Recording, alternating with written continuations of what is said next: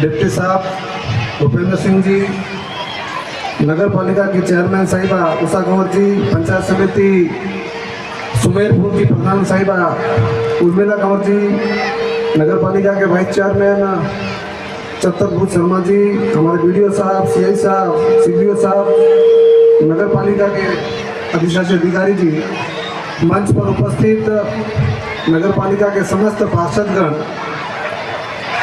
समस्त पत्रकार बंधुओं, प्यारे बच्चों और उपखंड क्षेत्र सुमेरपुर के समस्त सम्मान्य नागरिकों, आप सभी को गणतंत्र दिवस के इस पावन पर्व की मैं बहुत बहुत बधाई एवं शुभकामनाएं देता हूं।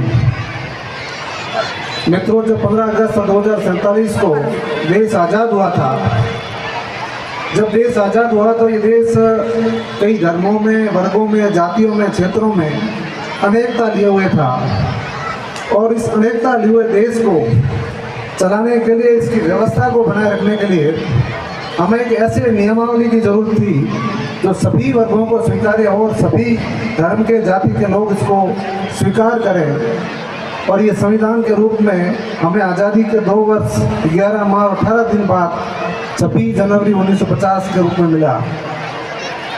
मैं इस संविधान के निर्माताओं को आज के इस पावन पर्व पर नमन करता हूँ, वंदन करता हूँ और कर्तव्य के राष्ट्र का एक जिम्मेदार नागरिक होने के नाते हमारे संविधान निर्माता समिति के चेयरमैन भारत रत्न बाबा साहब भीमराव अम्बेडकर जी को भी, उनके प्रति भी मैं कृतज्ञता प्रकट करता हूँ।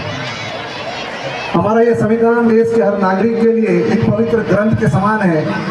जिस दिन ये संविधान लागू हुआ था, उससे लेकर आज दिन तक समाज के सभी वर्गों ने इसको आत्मसात किया, अंगीकृत किया और आज दिन तक ये अनवरत चला आ रहा है। इसका एक बड़ा ही महत्वपूर्ण उदाहरण आप हालिया जो प्रभु श्री राम की प्राण प्रतिष्ठा महोत्सव हुआ, इसका देख सकते हैं।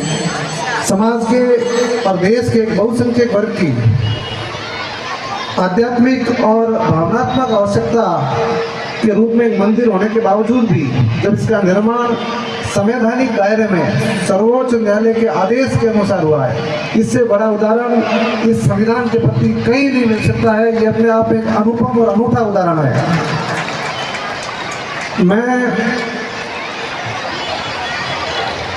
हम सब